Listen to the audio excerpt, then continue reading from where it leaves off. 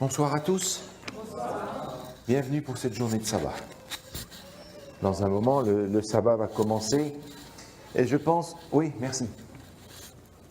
Et je pense aux paroles de ce chant que vous connaissez, qu'on n'a pas nécessairement besoin de chanter. L'astre à l'horizon descend, sur les monts l'ombre s'étend. Veillons pendant que la nuit au ciel allume sans bruit ses lampes d'or. Tandis que s'éteint le jour, la prière au Dieu d'amour, vers ton saint trône voilé, au fond du ciel étoilé, prend son essor. Dans ton Église, en tout lieu, Seigneur, sous les vastes cieux, rassemble tous tes enfants, rends-les courageux, vaillants, sous ton drapeau. Il y a encore d'autres strophes, vous les connaissez. C'est simplement quelques vers que je trouve bien formés pour nous introduire dans cette mentalité du jour du sabbat. Je ne sais pas qui a eu la bonne idée de trouver ce thème, « Soyez transformés ». Excellente idée. Parce que ça se place tout droit dans la ligne de cette initiative de l'Église mondiale. Réveil, réforme. Alors, Soyez transformés se situe bien entendu dans le cadre de la réforme, mais on n'a pas de réforme valable et solide tant qu'on n'a pas un réveil à la mesure de ce que l'on veut atteindre.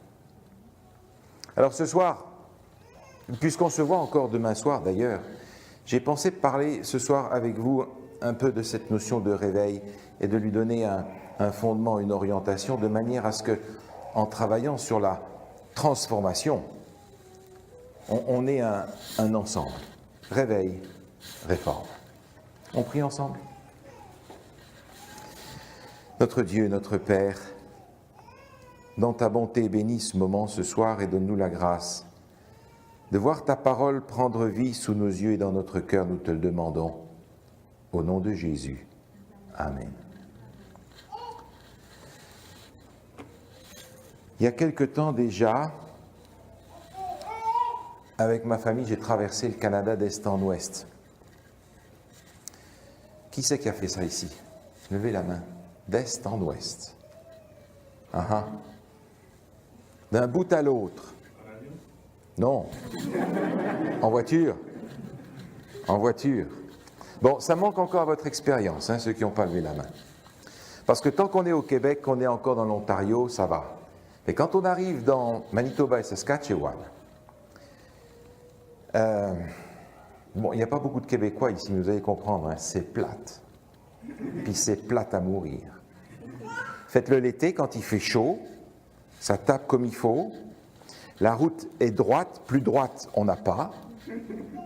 Puis pas seulement droite comme ça, droite comme ça. Il n'y a pas ça. Il n'y a pas ça. C'est droit, il fait chaud, vous roulez, et puis vous roulez. Puis le virage, vous l'attendrez longtemps. Bon, il fait chaud, et finalement, au bout d'un moment, on a tendance à s'endormir. Alors, vous savez, il y a ces trucs au bord de la route, là. Heureusement, il faudrait qu'ils en mettent aussi au milieu des routes, parfois, ce serait bien. Mais on s'endort là-dessus pendant des dizaines, des centaines de kilomètres, on est droit, à tout point de vue. Puis c'est pas qu'il y a des tonnes de choses à voir. Et quand je pense à ça, je pense un peu à notre expérience spirituelle aussi, ça peut être ça. La carte, on l'a, la route elle est droite parce que les prophéties, on les connaît, c'est clair, c'est net. La doctrine biblique, on la connaît, pas de problème, donc on y va, la route est droite. Et puis ça roule, on est dans la chaleur de l'Église, et on avance.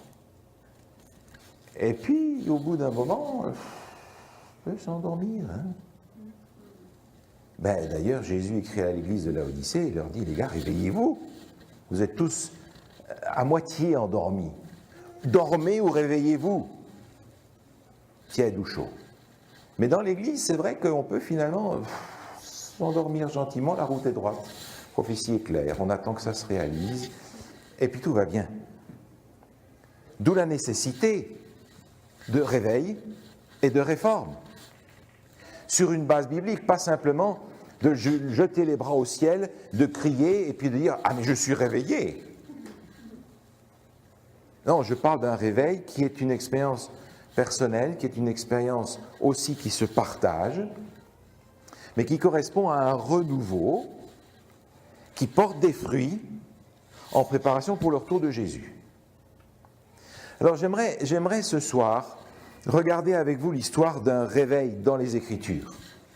Parce que ce réveil qui est dans les Écritures me paraît apporter une carte à suivre, une marche à suivre, pour induire un réveil dans notre vie.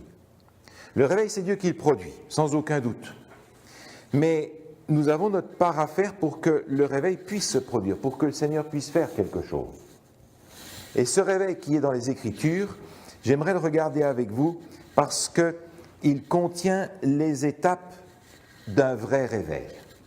Cette histoire se trouve dans le deuxième livre des Rois, au chapitre 22.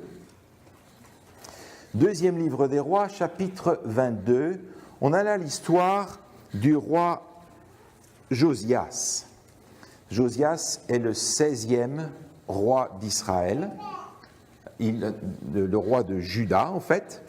Il règne à Jérusalem et il est le dernier bon roi qui va régner à Jérusalem.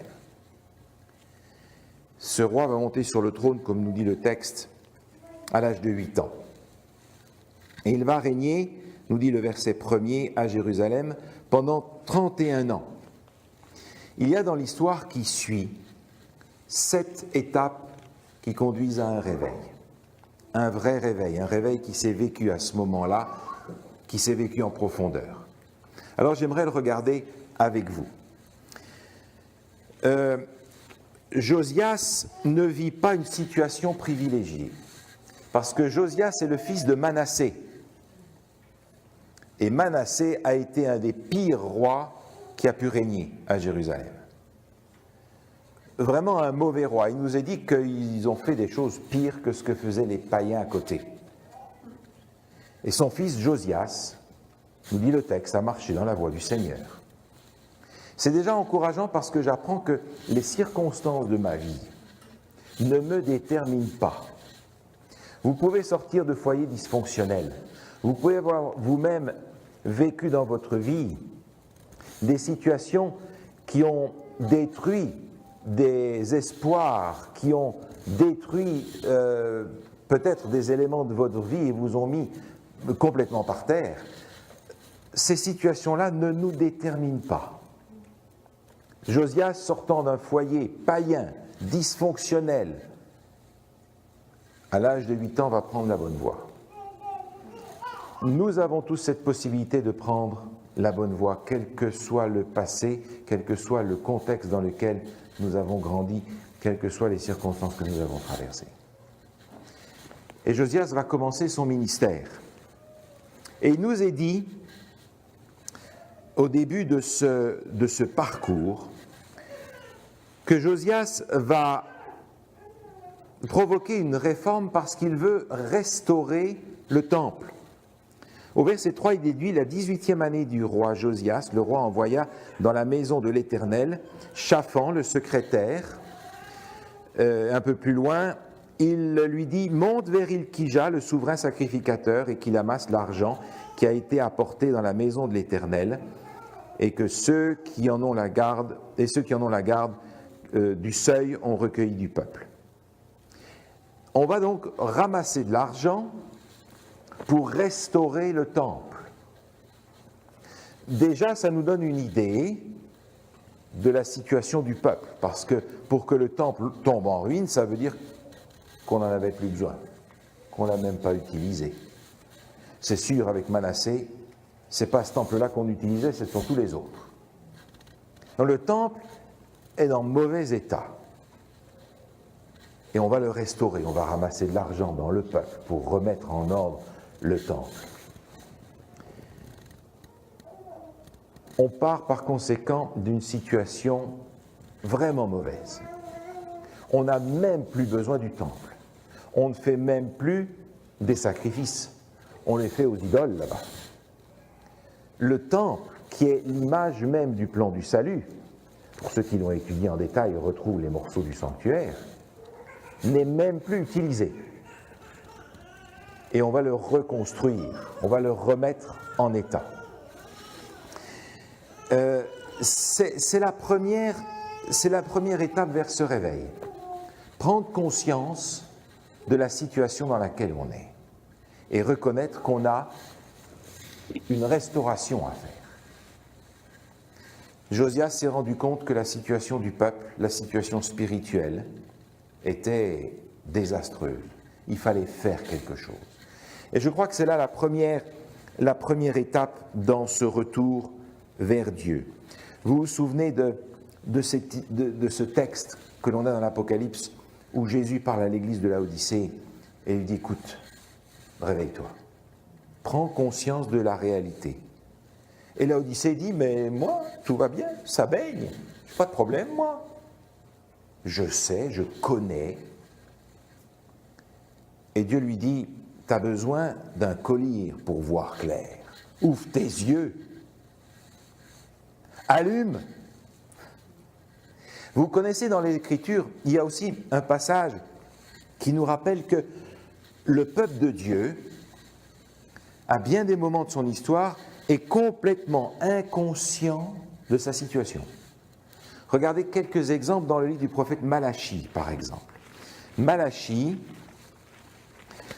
on va juste lire quelques passages pour prendre conscience de la situation dans laquelle le peuple se trouvait à ce moment-là et qui peut à bien des égards être semblable à la nôtre. Remarquez en passant que Malachie est le dernier livre de l'Ancien Testament et qu'on a là, à l'époque, une situation de peuple endormi à la fin de l'Ancien Testament. Le dernier livre du Nouveau Testament, l'Apocalypse, commence aussi avec une lettre à un peuple endormi. Et je me dis, aïe, aïe, aïe.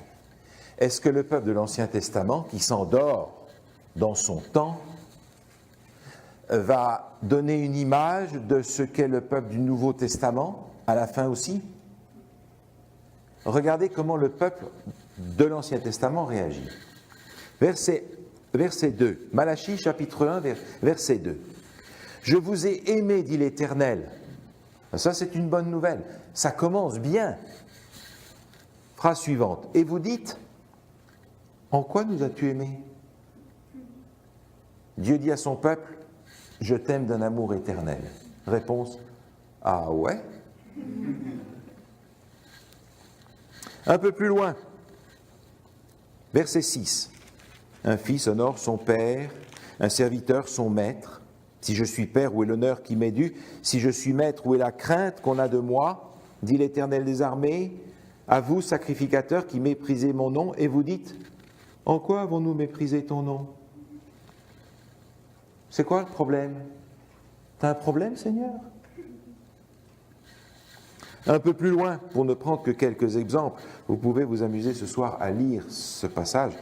Ce livre n'est pas très long. Vous allez être interpellé par la réaction du peuple.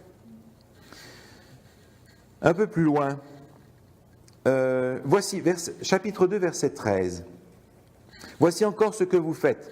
Vous couvrez de larmes l'autel de l'Éternel, de pleurs, de gémissements, en sorte qu'il n'a plus égard aux offrandes et qu'il ne peut rien agréer de vos mains.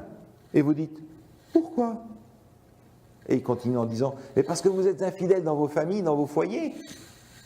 Un peu plus loin, même chapitre 2, verset 17. Vous fatiguez l'Éternel par vos paroles et vous dites, en quoi l'avons-nous fatigué ?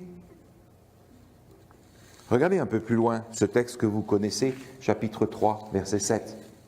Depuis le temps de vos pères, vous vous êtes écartés de mes ordonnances, vous ne les avez point observées. Revenez à moi, je reviendrai à vous, dit l'Éternel des armées, et vous dites, en quoi devons-nous revenir ? Vous vous rendez compte ? Le peuple est totalement inconscient de l'état dans lequel il est. Pour lui, ça baigne, tout va bien. C'est le Seigneur qui a un problème, nous, tout va bien. Est-ce que ça peut ressembler au peuple qui a besoin d'un réveil? Sans aucun doute. Et je me pose la question, est-ce que l'Église de la fin des temps, est-ce que l'Église de Laodicée est dans cette situation-là, puisqu'elle a besoin d'un réveil? Alors la première chose qui est importante pour nous, c'est de prendre conscience de l'état dans lequel nous nous trouvons.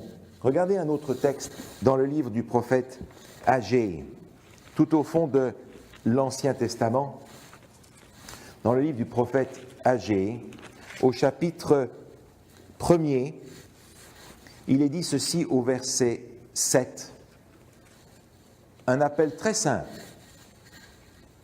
Ainsi parle l'Éternel des armées, l'équivalent de ce que Jésus dit dans le Nouveau Testament lorsqu'il dit « En vérité, je vous le dis ».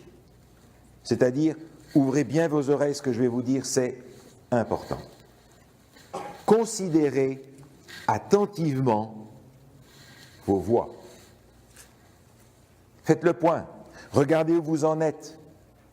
Soyez honnête envers vous-même. Sachez en quelle situation vous êtes par rapport à Dieu.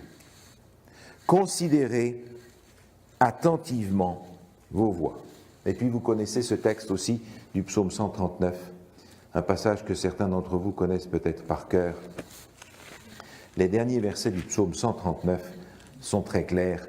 Verset 23. « Sonde-moi, ô Dieu, connais mon cœur, éprouve-moi et connais mes pensées.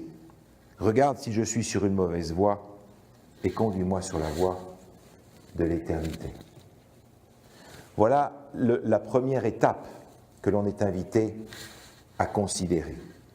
Prendre conscience de la situation dans laquelle on est. Ne pas être aveuglé sur soi-même, savoir où on en est. Dans le séminaire que vous avez eu cet après-midi, la même idée est revenue. Prendre conscience de la situation où on est. Ça demande de s'arrêter, ça demande de considérer ses voies, ça demande de l'honnêteté par rapport à soi-même.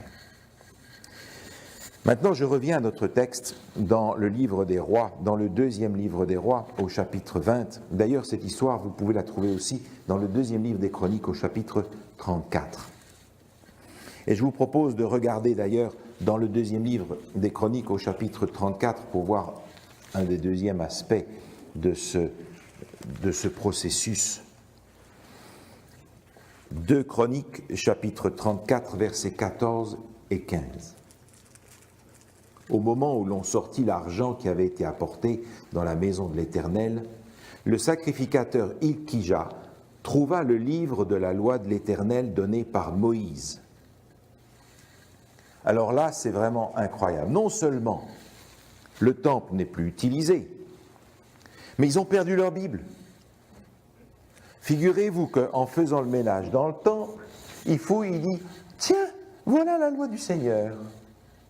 C'est un peu comme si, en faisant le grand ménage dans votre maison, nettoyage de printemps, commencez à nettoyer, à fouiller partout, à remettre tout bien en ordre. Et puis derrière le canapé là-bas, tiens, c'est quoi ça? Ah, c'est ma Bible, figurez-vous. Ah, ça faisait longtemps que je l'avais perdue. C'est ce qui leur arrive. Ils retrouvent leur Bible, le livre du Deutéronome, la loi de Dieu. C'est dire que ça faisait un moment qu'ils n'avaient pas mis le nez dedans. Et pourtant, on apprend dans les Écritures, regardez par exemple dans Deutéronome chapitre 18, qu'il y avait une instruction donnée déjà par Dieu d'une façon claire aux rois en perspective des rois. Rois qui n'existent pas encore, mais Dieu ayant prévu le coup, avait donné une instruction bien claire. Il est dit dans Deutéronome chapitre 17, verset 18, il est question ici du roi, et il est dit, quand il s'assiera sur le trône de son royaume, il écrira pour lui dans un livre une copie de cette loi qu'il prendra auprès des sacrificateurs les Lévites. Il devra la voir avec lui et y lire tous les jours de sa vie. Le roi ne devait pas simplement régner, le roi devait aussi écrire de sa main une copie de la loi, l'écrire. Pas de photocopieuse, rien de semblable. La plume et l'encre. C'est-à-dire qu'en l'écrivant, il était obligé de réfléchir à ce qu'il était en train d'écrire. Le roi devait copier lui-même la loi de Dieu. Et l'ayant copiée, la voir constamment, nous dit le texte, avec lui, la lire tous les jours de sa vie. Est-ce que nous ne sommes pas appelés à être aussi des rois cohéritiers avec Christ, à lire la loi de Dieu chaque jour, à l'écrire sur notre cœur? Voilà ce que le roi devait faire. Et Josias, qui est plein de bonnes intentions, ne le savait pas. Alors remarquez ici la deuxième chose, et je reviens dans mon livre de deuxième livre des rois au chapitre 22, on va découvrir la loi de l'Éternel. On va retrouver sa Bible. C'est le deuxième élément qui nous prépare au réveil, c'est l'étude de la parole de Dieu. Revenir à la parole de Dieu. Et quand vous lisez le texte, les sacrificateurs, le secrétaire vont amener ce livre au roi et vont lui en faire la lecture. Et le texte nous dit, le roi va déchirer ses vêtements. Il dit, comment est-ce possible que nous ayons mis de côté ce texte de la loi de Dieu? Incroyable, inimaginable. Le roi, nous dit le texte, va déchirer ses vêtements. Remarquez bien ici ce qui se passe. Dans cette deuxième étape qui consiste à reprendre le chemin vers Dieu pour un réveil, il y a d'abord la prise de conscience de notre état. Et puis ensuite, revenir à la parole de Dieu. Mais dans notre histoire, il y a quelque chose de particulier.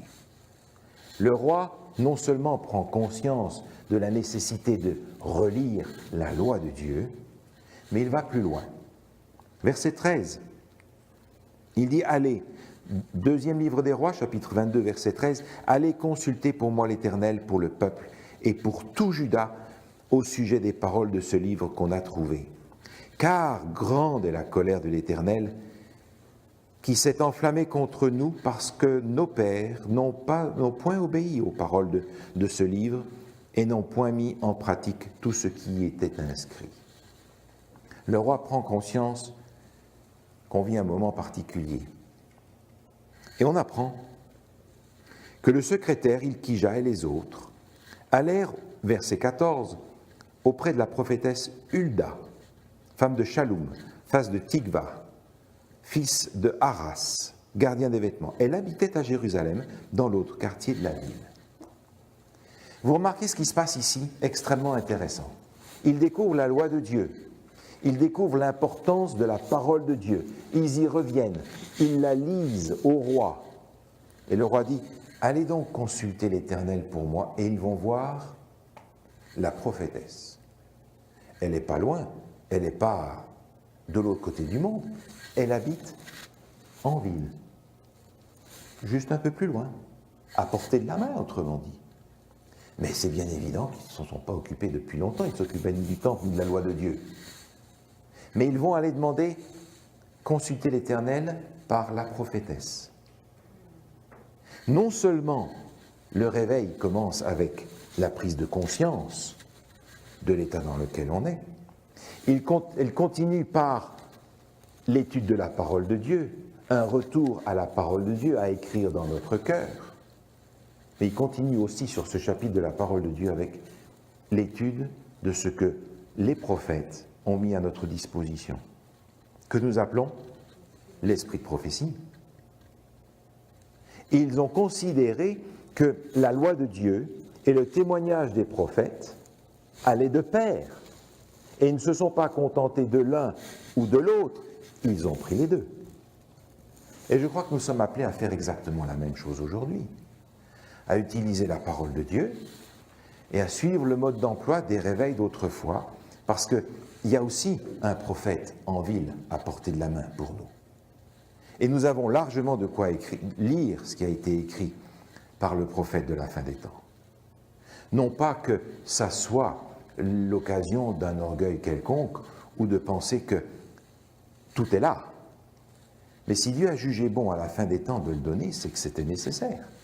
D'ailleurs, le roi considère effectivement qu'il est dans une situation particulière. Vous avez remarqué, il dit Grande est la colère de l'Éternel. Le roi Josias a conscience de vivre un moment de jugement. Et la prophétesse va confirmer ça. Un peu plus loin dans le texte, il est dit, verset 16, la prophétesse parle ici pour le roi, qui a envoyé des messagers. Ainsi parle l'Éternel. Voici, je vais faire venir des malheurs sur ce lieu et sur ses habitants, selon toutes les paroles du livre qu'a lu le roi de Juda. Parce qu'ils m'ont abandonné, et qu'ils ont offert des parfums à d'autres dieux, afin de mériter par tous les ouvrages de leurs mains, ma colère s'est enflammée contre ce lieu, et elle ne s'éteindra point. Mais vous direz au roi de Juda, qui vous a envoyé pour consulter l'Éternel, ainsi parle l'Éternel, le Dieu d'Israël, au sujet des paroles que tu as entendues. Vous avez remarqué, et on prendra le point suivant après, la prophétesse confirme ce que déjà le roi avait compris, c'est qu'il vit une époque de jugement. Et ce n'est pas surprenant non plus d'avoir une parole de prophète associée à une époque de jugement, parce que c'est grand temps, lorsque l'époque du jugement arrive, de savoir ce que Dieu a à dire. Et si je comprends bien la prophétie de Daniel, au chapitre 8 et au chapitre 9, je comprends que le jugement est en train d'avoir lieu dans le ciel maintenant même. Et il a commencé depuis 150 ans. C'est dire à quel point nous vivons une situation tout aussi solennelle qu'à ce moment-là, parce que nous sommes véritablement dans un temps de jugement, et pas n'importe lequel, le dernier jugement. Par conséquent, cette carte qui est donnée par le livre des rois, par rapport à un réveil qui s'est passé il y a longtemps, devient finalement un prototype de ce que nous sommes en train de vivre nous-mêmes aujourd'hui.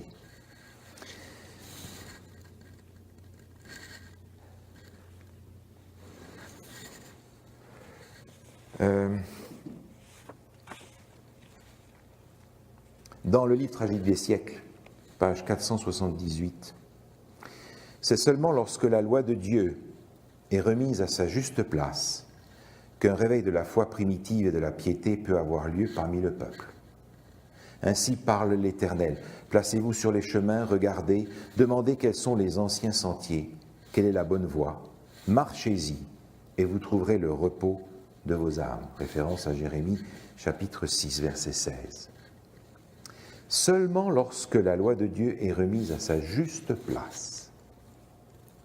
Et je crois que notre compréhension des Écritures nous permet de replacer la loi de Dieu à sa juste place. Dans le monde d'aujourd'hui, certains ont fait de la loi de Dieu le carcan invivable pour certains croyants. D'autres ont dit la loi de Dieu, c'est fini ça, la loi, terminée. Et nous apprenons par l'Écriture qu'il y a un équilibre à trouver. Un équilibre dans tout l'enseignement des Écritures pour donner à la loi de Dieu, sa bonne place. Et je crois que nous sommes bien placés pour le faire. C'est un élément crucial pour pouvoir commencer un réveil. Cette étude de la parole de Dieu, nous sommes invités à la faire d'une façon personnelle. Et j'en profite pour rappeler que dans cette initiative de réveil et de réforme que l'Église a démarrée, ils ne se sont pas contentés de nous donner des idées, ils nous ont donné aussi des éléments concrets pour le faire. On a commencé depuis quelques semaines déjà la lecture systématique de l'Écriture ensemble. L'Église adventiste dans le monde entier se remet à relire la Bible. On parlait tout à l'heure, on faisait référence de l'Église adventiste comme le livre de la Bible. Mais voilà, l'Église adventiste relit sa Bible depuis le dernier conseil de la conférence générale jusqu'à la prochaine conférence générale dans sa session plénière en 2015. On aura l'occasion de relire les 1189 chapitres des Saintes Écritures d'une couverture à l'autre. Je vous invite à aller sur le site Réveil Réforme pour retrouver aussi ce programme régulier. Un chapitre par jour. On ne vous propose pas d'en lire toute une section énorme, on vous propose d'en lire un chapitre par jour. Et je vous invite à à suivre ce programme aussi, à vous joindre à cette initiative mondiale de relire la Bible ensemble avec tous les frères et sœurs du monde entier. Et puis, il y a aussi cette lecture, cette étude collective de la Bible. Et je repense à ce texte un peu plus loin, juste un peu plus loin, et nous allons y revenir dans un instant, dans le deuxième livre des rois, au chapitre 23. Il est dit, le roi Josias, au verset 1, fit assembler autour de lui tous les anciens de Juda de Jérusalem. Il monta à la maison de l'Éternel avec tous les hommes de Juda, tous les habitants de Jérusalem, les sacrificateurs, les prophètes et tout le monde, depuis le plus petit jusqu'au plus grand. Ils ne se sont pas contentés de faire une étude personnelle de cette loi dans leur coin. Ils ont rassemblé tout le peuple pour étudier la parole de Dieu. Et dans ce sens-là, je crois que nous avons aussi le privilège, nous, d'avoir le peuple de Dieu pour partager la parole en même temps. Aller dans la maison de Dieu pour étudier. Et c'est ce que nous faisons régulièrement. L'école du sabbat, le culte. Mais je sais que l'école du sabbat, c'est très très tôt le matin. C'est pas, c'est très tôt le matin. Ce qui veut dire que quand on commence l'école du sabbat dans une église, quel pourcentage de membres d'église sont là à l'école du sabbat? Alors tout le monde vient pour la grand-messe à 11h. N'est-ce pas? Et pour le repas l'après-midi, pas de problème. Mais le matin, c'est tôt. Rendez-vous compte, l'école du sabbat commence à 10h. C'est trop tôt, on n'arrive pas à venir à l'école du sabbat, c'est trop tôt. Vous voyez ce que je veux dire? Mais c'est l'église à l'étude, ça, non? C'est l'église à l'étude. Alors qu'est-ce que nous faisons, l'école du sabbat, qui est une des institutions extraordinaires que l'église a, pour étudier la parole de Dieu ensemble. Et en plus de ça, l'étude de l'école du sabbat, que vous soyez à Montréal, à Tokyo, à Moscou, à Paris ou à Johannesburg, ce sera le même sujet. Ce sera le même sujet. Parce que c'est l'église à l'étude. C'est l'église à l'étude. Allez vous promener dans le monde, vous allez pouvoir étudier votre école du sabbat de la même manière qu'à la maison. Mais ça, c'est la famille adventiste à l'étude. Qu'est-ce que j'en fais de ça? Oh, j'arrive pas à me lever, c'est un peu tôt. Bon, je vais aller au culte. C'est qui prêche, au fait, aujourd'hui? Mais ça ressemble plus à l'église qui se rassemble pour la parole de Dieu, ou bien? Vous me suivez? L'étude de la parole de Dieu. Dans un temps où précisément nous vivons le jugement dernier. Nous l'avons peut-être oublié, parce que les pionniers ont tellement parlé de la prophétie que maintenant on va passer à autre chose. Et pourtant, là dehors, les gens que nous côtoyons constamment ont besoin de savoir ce qui se passe dans le monde, ont besoin de savoir ce qui va arriver dans le monde, ont besoin de savoir ce qui se passe dans le ciel. Il y a tellement de gens qui cherchent à savoir ce qui se passe dans l'au-delà. Mais qui est mieux placé que nous pour leur dire ce qui se passe au-delà de ce que les yeux peuvent voir dans le sanctuaire céleste aujourd'hui? Qui est mieux placé que ceux qui ont étudié depuis bientôt 2 siècles les Écritures pour comprendre le message du sanctuaire? Les prophéties sont justement ce dont le monde d'aujourd'hui a besoin pour être rassuré et affermi dans sa confiance en Dieu. Nous vivons justement ce moment de jugement-là. La parole de Dieu. La parole de Dieu, c'est cet élément, ce point numéro 2, qui est un facteur de réveil à notre disposition. Écoutez cette phrase qui est tirée du 5e livre des Témoignages, à la page 663. La parole de Dieu est suffisante pour éclairer l'esprit le plus embrumé et peut être comprise par ceux qui ont le désir de la comprendre. Ah, c'est gentil, merci. Merci beaucoup. Merci. Il n'y a que moi qui en ai.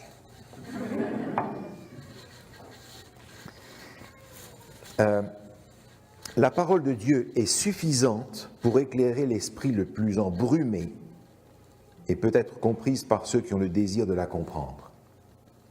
Mais malgré tout cela, certains de ceux qui prétendent faire de la parole de Dieu leur étude vivent en contradiction directe avec ses enseignements les plus clairs, afin de laisser ces hommes et ces femmes sans excuse. Dieu donne des témoignages clairs et précis pour les ramener vers la parole qu'ils ont négligé de suivre. Plus clair, j'ai pas non plus. C'est justement la prophétesse Hulda qui a écrit ça. Les esprits embrumés. Je peux me sentir à bien des égards aussi dans cet esprit-là, embrumé par tous les soucis de la vie que nous avons tous les uns et les autres. Cependant, ces témoignages nous sont donnés pour nous laisser sans excuse. C'est dire à quel point nous vivons un moment de l'histoire de l'humanité où il n'y a plus d'échappatoire. Les choix décisifs devront être faits. Le troisième point dans cette marche vers le réveil se trouve dans notre texte au chapitre 23, deuxième livre des rois, chapitre 23. Il nous est dit au verset 3, « Le roi se tenait sur l'estrade. Il traita alliance avec l'Éternel, s'engageant à suivre l'Éternel et à observer ses ordonnances, ses préceptes, ses lois, de tout son cœur, de toute son âme, afin de mettre en pratique les paroles de cette alliance écrite dans le livre. » Josias prie. Et là, c'est une prière avec tout le peuple, qui va conduire, on verra tout à l'heure, au renouvellement de l'alliance avec Dieu. La prière. Cet esprit de prière a été souligné par Jésus, parce que quand on parle de réveil et de réforme, on comprend bien que ni l'un ni l'autre ne va être produit par nous-mêmes, il va être produit par Dieu, par l'agent numéro 1 de Dieu, dont la tâche est précisément de produire réveil et réforme en nous, le Saint-Esprit. Mais comment est-ce qu'on fait pour recevoir le Saint-Esprit? Jésus avait dit, demandez. Et comment est-ce que nous demandons? Par la prière. Et là, la prière prend plusieurs formes. La prière personnelle, bien entendu, mais aussi la prière de l'Église. Et c'est la raison pour laquelle, dans cette initiative de réveil et de réforme de l'Église, on ne nous a pas simplement invités à relire un chapitre de la Bible chaque jour, on nous a invités, le premier sabbat de chaque trimestre, à avoir un jour de jeûne et de prière dans nos églises. Précisément pour rassembler l'Église dans cet esprit d'intercession, de prise de conscience de nos besoins et de demander à Dieu de nous accorder la puissance de son Saint-Esprit. Alors je vous invite dans vos églises à mettre ça aussi en place, dans chacune de vos églises, sachant que quand vous le faites dans votre église, vous êtes en harmonie avec tous ces frères et sœurs de l'église adventiste du monde entier qui font exactement la même chose et qui prient exactement pour la même chose que vous ce jour-là. L'église en prière. Parfois on se demande, mais si je dois prier plus que quelques secondes, qu'est-ce que je vais dire au Seigneur, moi? Vous avez remarqué comme on est plein d'habitudes? On a tous nos formules. Je me souviens, j'étais enfant, je n'étais pas bien grand, mes parents m'avaient appris à prier. Et je me souviens qu'un jour, à la fin de ma prière, qui avait vraisemblablement été la répétition de l'enregistrement typique de ma prière, ma mère me dit, mais est-ce que tu ne voudrais pas dire autre chose au Seigneur que ce que tu dis tout le temps? J'ai réalisé qu'il fallait que je change de formule. Écoutez, imaginez que vous avez un ami ou une amie. Chaque fois que vous le ou la rencontrez, vous lui dites exactement la même chose. Bonjour, comment ça va? Moi ça va très bien. Où vas-tu aujourd'hui? Eh bien, on se revoit bientôt. Au revoir.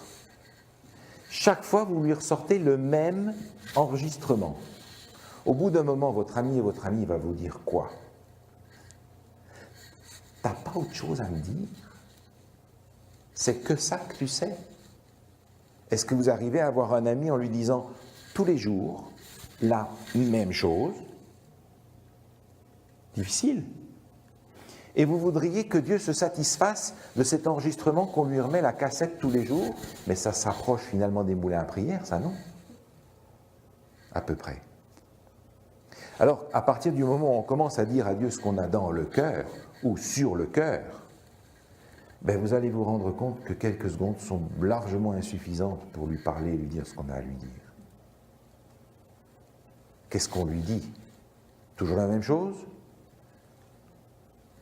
Parfois on se demande, mais comment est-ce que Jésus ou d'autres croyants ont passé des nuits entières en prière? Mais ils disent quoi au Seigneur? Écoutez, ça m'est arrivé de passer des nuits entières à marcher et à prier. Mais j'avais des choses à lui dire toute la nuit. Alors j'ai compris que Jésus pouvait passer des nuits entières en prière parce qu'il en avait des choses à dire à son Père à propos de lui, à propos de tous ces gens qu'il avait rencontrés pendant la journée et qui avaient besoin de sa présence. La prière. Alors évidemment, on ne peut pas passer à côté de ce passage que vous connaissez. Message choisi, volume 1, page 121. Le plus grand, le plus urgent de nos besoins, c'est celui d'un réveil de la véritable piété parmi nous. Notre premier souci devrait être de le rechercher. Il convient de déployer les efforts les plus vigoureux pour obtenir la bénédiction du Seigneur, non parce que Dieu ne serait pas désireux de nous l'accorder, mais parce que nous ne sommes pas prêts à la recevoir. Les efforts les plus vigoureux, ça c'est la partie de ce texte qui m'interpelle. Parce que je me rends compte que mes efforts pour obtenir ce réveil ne sont pas aussi vigoureux que ce que le Seigneur demande. Et un peu plus bas dans le texte que vous connaissez, il est dit « Un réveil ne peut être conçu que comme réponse à la prière ». Donc la prière est dans cette histoire l'ingrédient numéro 3 d'un réveil vers la transformation. Le réveil. Le numéro 4 dans notre texte se trouve encore une fois au chapitre 22, à partir du verset 19. La prophétesse adresse encore au roi ce message de la part du Seigneur. On a lu tout à l'heure les versets où il était question du jugement. Et il continue au verset 19 en disant « Parce que ton cœur a été touché, parce que tu t'es humilié devant l'Éternel en entendant ce que j'ai prononcé contre ce lieu et contre ses habitants, qui seront un sujet d'épouvante et de malédiction, et parce que tu as déchiré tes vêtements et que tu as pleuré devant moi, moi aussi j'ai entendu, dit l'Éternel. » Humilité. Humilité et repentance.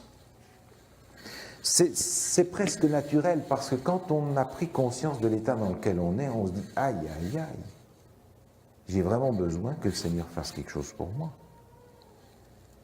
Et tout d'un coup, cette arrogance, cette prétention, cet air hautain, cette propre satisfaction de soi ou cette propre justice commence à partir parce qu'on se rend compte que ce n'est pas le cas. Et je crois que c'est un élément essentiel aussi dans notre marche vers un réveil. Service chrétien, page 254. Il n'y a pas de limite à l'efficacité de celui qui met le moi de côté. Il n'y a pas de limite à l'efficacité de celui qui, mettant le moi de côté, permet au Saint-Esprit d'agir dans son cœur et mène une vie entièrement consacrée à Dieu.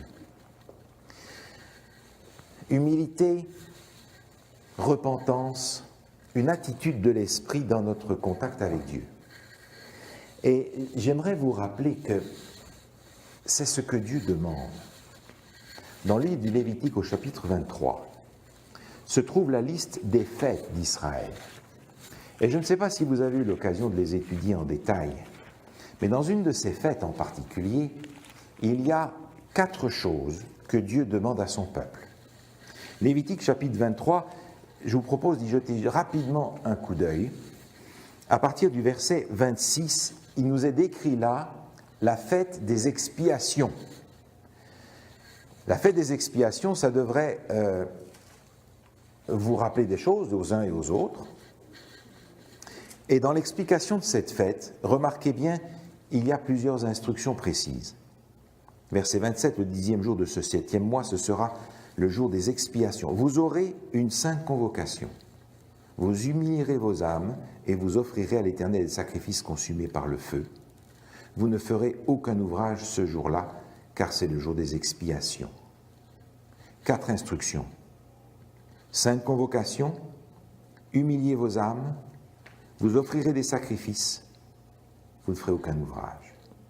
On pourrait passer des heures à étudier ces 4 instructions qui sont données là, mais j'attire simplement votre attention sur le fait que la deuxième qui nous est donnée, c'est humiliez vos âmes.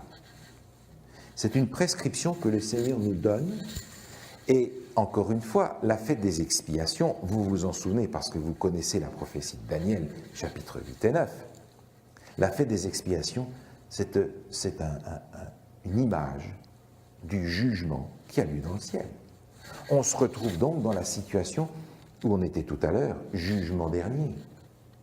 Mais si nous vivons cette époque du jugement dernier, alors comment est-ce qu'on va humilier nos âmes? Laisser de côté cette arrogance, cet orgueil, cette propre justice. Vous savez, on rencontre toujours dans l'Église et hors de l'Église des gens qui savent tout, ils connaissent tout. Je les appelle des membres Rona. Parce que nous, on l'a. Vous voyez ce que je veux dire? Vous connaissez des gens comme ça? Est-ce que vous êtes comme ça? Est-ce que je suis comme ça? Toi, tu ne l'as pas. Moi, nous, on l'a. Dans notre Église, nous, on l'a. Essayez de leur apprendre quelque chose à ceux-là. Difficile. Et on retombe à ce moment-là dans notre texte, la transformation. Soyez transformés. Le texte qu'on avait lu tout à l'heure dans Service chrétien parlait de mettre le moi de côté. Dans le séminaire que vous avez vu cet après-midi, il en était encore question. Faire mourir le moi. Seulement, j'aimerais vous proposer une chose. Transformer. Romains chapitre 12. Le mot qui est employé pour transformer, c'est le mot métamorphoser. Ça donne déjà une dimension différente de ce dont on parle quand on parle de transformation. Quand on parle de transformation, on parle de rénovation. Rona. Rénovation, on va rénover, on va transformer la maison, on va mettre un mur ici au lieu de là, on va rechanger la cuisine, on va améliorer, refaire la peinture de la chambre. Transformation de la maison. Mais ce n'est pas une transformation que le Seigneur veut faire, c'est une métamorphose. C'est tout changer. Alors, je crois que ce que le Seigneur veut faire, ce n'est pas une transformation, c'est une résurrection. Parce que si je limite ma vie spirituelle à une rénovation de ce qui est là, le rafistolage pour que ça ait juste bonne allure, je ne suis pas rentré dans le plan de Dieu du réveil et de la réforme, ni de la transformation dont il est question dans ce texte-là. On parle de métamorphose. C'est le mot grec qui est employé dans le texte. Mais une métamorphose, elle n'est réalisable que par l'action de Dieu qui ressuscite un mort, parce que je suis appelé à mourir. La fameuse mort du moi dont on parlait tout à l'heure. Alors pour penser être transformé, il va falloir penser métamorphose, il va falloir penser mort à soi-même pour pouvoir ressusciter. C'est un programme beaucoup plus exigeant, ça, que seul Dieu peut accomplir. Réveil, résurrection. Une transformation en profondeur, métamorphose. Changer les formes, changer tout. Refaire, recréer. Et c'est ce que l'apôtre Paul dit. Nous sommes une nouvelle créature, nouvelle création. C'est ce que demande cette transformation-là. C'est beaucoup plus exigeant que ce que ce mot ne laisse supposer à première vue. Il y a dans notre texte un 5e ingrédient sur lequel j'aimerais insister maintenant. Et je reviens à notre texte du deuxième livre des rois, au chapitre 22, où il y a cet élément numéro 5. Il apparaît un petit peu plus loin dans le texte, mais il est important parce qu'il fait partie de ce même mouvement qui s'est passé à ce moment-là. Deuxième livre des rois, chapitre 23, au verset 21, il est dit « Le roi donna cet ordre à tout le peuple. Célébrez la Pâque en l'honneur de l'Éternel votre Dieu, comme il est écrit dans ce livre de l'Alliance. Aucune Pâque pareille à celle-ci n'avait été célébrée depuis le temps où les juges jugeaient Israël et pendant tous les jours des rois d'Israël et des rois de Juda. » Une Pâque exceptionnelle. Mais quand on pense à Pâques, on pense à l'agneau pascal. Et cet agneau pascal, c'est qui? Mais c'est Jésus. Autrement dit, ce réveil qui commence par une prise de conscience de ce qu'on est, qui continue par l'étude de la parole et de l'esprit de prophétie, par la prière, par l'humilité, débouche nécessairement sur la personne de Jésus, centrale à toute l'entreprise. Parce que, en réalité, c'est à propos de Jésus que ce réveil se fait. N'est-ce pas? Il faut donc que Jésus soit véritablement le centre de ce réveil. Et vous vous souvenez, dans le livre de l'Apocalypse, on ne va pas reprendre le texte, vous le connaissez, il est question des 144 000. Et il nous est dit qu'ils suivent l'agneau partout où il va. Mais si les 144 000 à la fin suivent l'agneau partout où il va, ça veut dire qu'avant la fin, ils ont déjà appris à suivre l'agneau partout où il va. Maintenant, autrement dit, c'est à propos de Jésus cette affaire-là. Vous savez, nous disons, le christianisme, ce n'est pas d'abord une doctrine, ce n'est pas d'abord un enseignement, ce n'est pas d'abord une pratique, ce n'est pas d'abord une église, ce n'est pas d'abord une manière de s'habiller, de manger ou de vivre. Le christianisme, c'est d'abord une personne. Il n'y a personne pour dire amen à ça? Amen. Le christianisme, c'est une personne. Mais dites-moi maintenant, l'adventisme, c'est quoi? Si l'adventisme n'est pas une personne, nous ne sommes pas adventistes. Si le christianisme est une personne, il faut nécessairement que l'adventisme soit d'abord une personne. Ce sera aussi un enseignement, ce sera aussi une pratique, ce sera aussi une réforme. Mais chaque chose a sa place. Si le christianisme est une personne, il faut que l'adventisme soit une personne. Si ce n'est pas le cas, je ne suis pas l'adventiste selon les Écritures.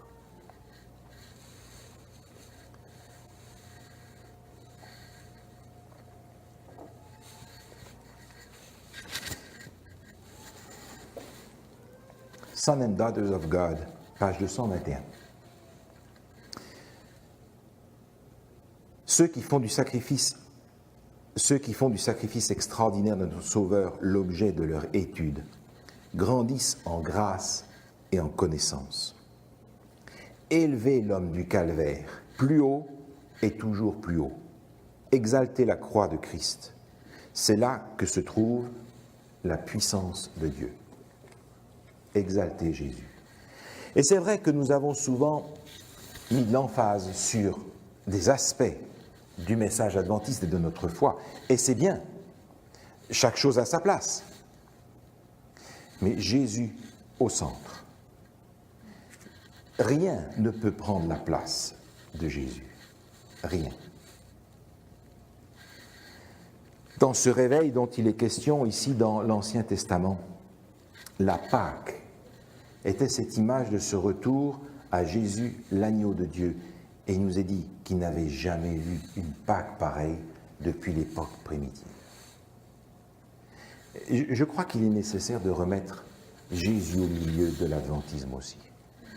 C'est un élément nécessaire pour que le réveil puisse véritablement avoir lieu. Le sixième ingrédient se trouve dans notre histoire du livre des rois au chapitre 23, et nous avons lu déjà le passage, c'est les premiers versets du chapitre 23, où il est dit que le roi a rassemblé tout le peuple. On ne va pas relire le passage, on l'a lu tout à l'heure, Il était dit que le roi a rassemblé tout le monde, les officiels, les gens du peuple, les hommes, les femmes, depuis le plus petit jusqu'au plus grand. Tout le monde. Ce n'est pas quelque chose qui s'est vécu individuellement. Vous vous souvenez, lorsque, au chapitre 2 du livre des Actes, Dieu va se manifester par l'action de son Saint-Esprit, dont on a vu l'importance dans les points précédents. Il nous est dit, et vous connaissez ce texte, le jour de la Pentecôte, ils étaient tous ensemble dans le même lieu. Il y a l'Église qui est là. Ça se vit avec l'Église, ça. Et puisqu'on parle de jugement et de fin des temps, c'est exactement la même chose. Tournez quelques pages dans le livre du prophète Joël. Et vous vous souvenez que le livre du prophète Joël parle d'une façon claire des événements de la fin et du jugement.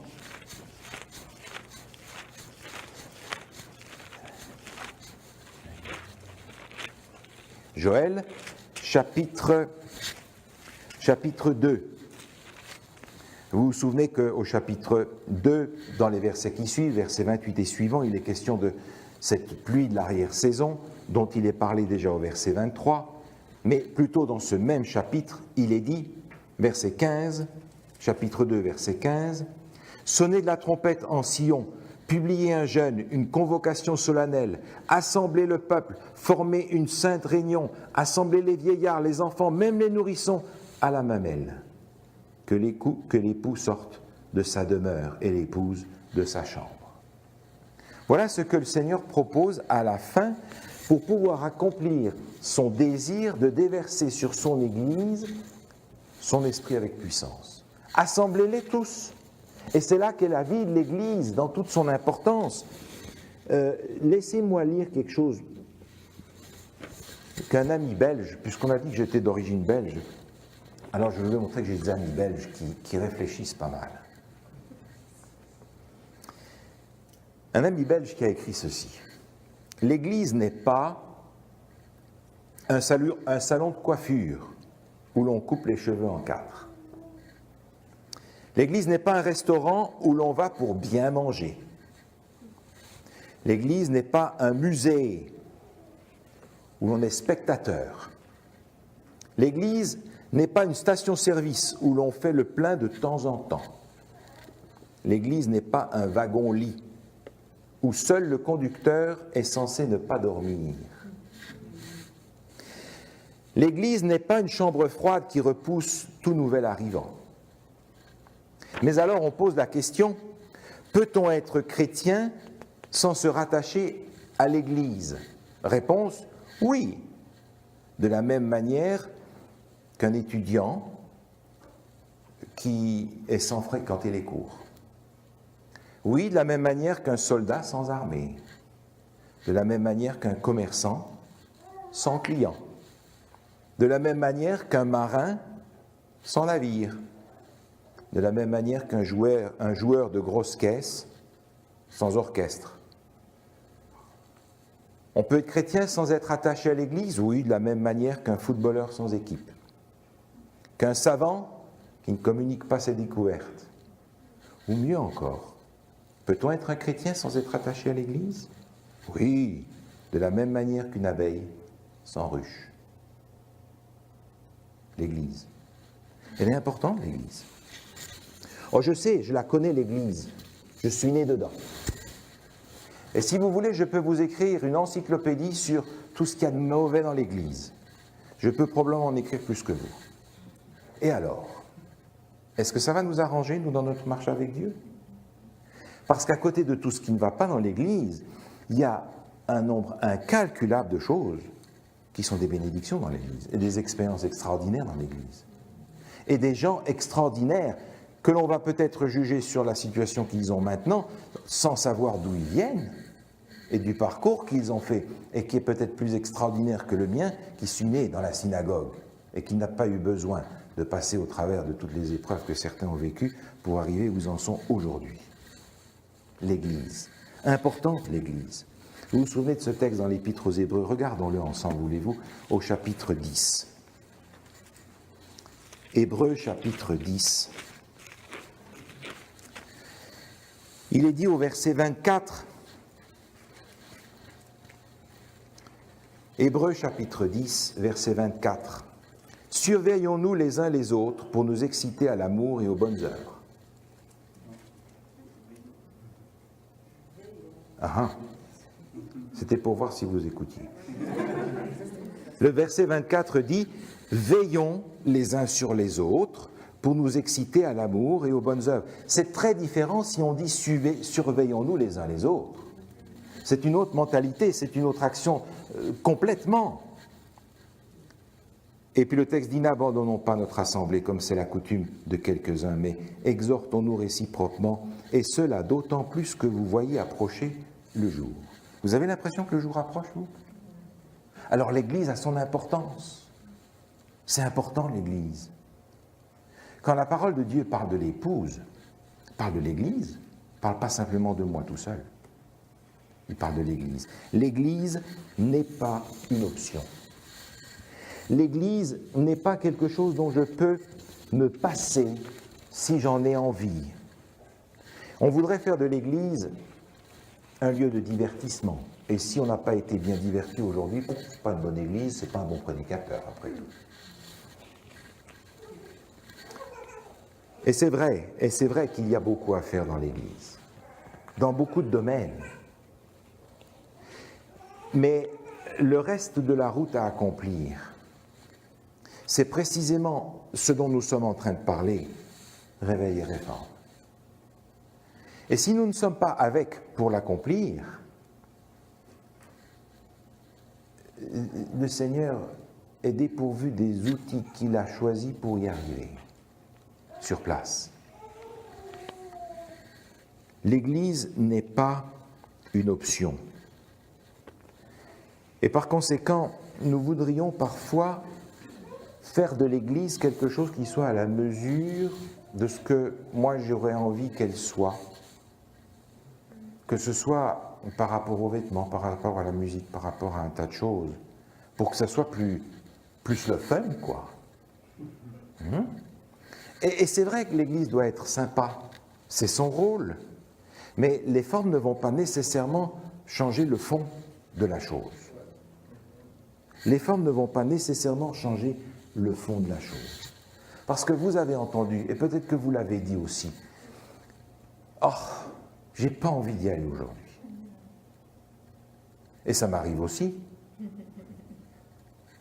C'est pas une confession, c'est un fait. Mais qu'est-ce que ça change ? Ça change rien, parce que l'Église, c'est ma famille, j'y appartiens, et puis dans la famille, c'est toujours pareil, il y a des hauts, il y a des bas, et je vis avec ça. Et je n'y vais pas parce que j'ai envie d'y aller, j'y vais parce que Dieu m'appelle. C'est la sainte convocation. Alors, quand Dieu m'appelle, je ne vais pas lui dire, Seigneur, tu sais, après tout, ça ne me tente pas aujourd'hui, une autre fois. C'est lui qui m'appelle. J'y vais. Parce que l'Église n'est pas mon Église locale. Je suis membre de l'Église adventiste. Avant d'être membre de l'Église locale qui porte tel ou tel nom. Et ça me permet de comprendre que ma vision et mon appartenance est une famille mondiale qui fait le tour du monde, qui parle beaucoup de langues, qui couvre beaucoup de cultures, mais qui va toutes dans le même sens et qui attend le retour de Jésus. J'appartiens à l'Église adventiste mondiale. Il se trouve qu'aujourd'hui, je suis ici, demain, je serai ailleurs peut-être. Mais mon appartenance, elle est d'abord à cette famille de 17, 18 et même plus de millions de gens qui ont cette même intention, cette même parole de Dieu entre les mains, cette même profession de foi, ce même Sauveur, et qui attendent son retour avec impatience. C'est à cela que j'appartiens, et qui se vit dans le monde entier, pas seulement dans mon petit bled, avec peut-être les 15 membres que je rencontre chaque sabbat. Aujourd'hui, la technologie nous donne la possibilité d'ouvrir nos fenêtres sur le monde et sur l'Église mondiale. Ne jetez pas le bulletin missionnaire à la poubelle. C'est une fenêtre ouverte sur le monde. Les revues adventistes que nous recevons du monde entier, c'est une fenêtre ouverte sur le monde. Regardez ce qui se passe à l'autre bout du monde. Regardez ce que le Seigneur fait pour ceux qui cherchent de tout leur cœur de le rencontrer.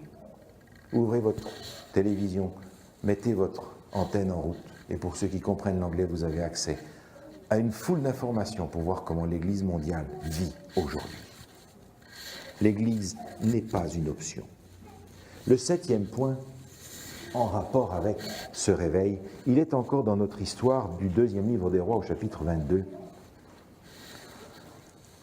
C'est qu'en réalité, une fois que mon cœur est touché par ce que le Seigneur veut me faire comprendre et par les moyens qu'il met à ma disposition, il me pousse à l'action. On est dans le 2e livre des Rois au chapitre 22, au chapitre 23, et il est dit au verset 4. Le roi ordonna à Hilkija, le souverain sacrificateur, aux sacrificateurs du second ordre et à ceux qui gardaient le seuil, de sortir du temple de l'Éternel tous les ustensiles qui avaient été faits pour Baal, pour Astarté et pour toute l'armée des cieux, et il les brûla hors de Jérusalem dans le champ du Cédron et en fit porter la poussière à Béthel. Et vous lisez la suite du chapitre, vous vous rendez compte qu'il y a à la suite de cela une réforme extraordinaire pour éradiquer le culte païen du peuple. Il y a maintenant une implication dans une mission. Une mission qui, dans ce cas particulier, est une mission de purification du peuple et de la foi qu'ils vivent, parce qu'elle est envahie, polluée par le paganisme que le père de Josias avait d'ailleurs installé à haute dose. Il va falloir jeter en bas toutes ces idoles, détruire tous ces hauts lieux, réduire tout cela à néant pour que Dieu réapparaisse et que le Christ soit au centre. La Pâque. C'est une mission, c'est une restauration de la foi du peuple. Et vous connaissez ce passage, l'apôtre Pierre en parle dans sa première épître, vous au contraire. Vous êtes une race élue, un sacerdoce royal, une nation sainte, un peuple acquis, afin que vous annonciez les vertus de celui qui vous a appelé des ténèbres à son admirable lumière.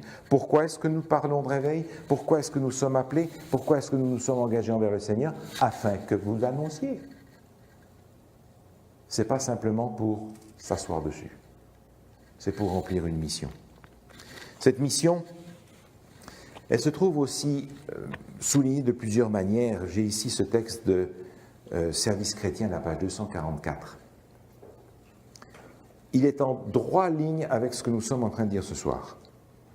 La grande effusion de l'Esprit de Dieu, qui illuminera la terre entière de sa gloire, ne surviendra que lorsque nous aurons un peuple éclairé, sachant par expérience ce que signifie d'être ouvrier avec Dieu.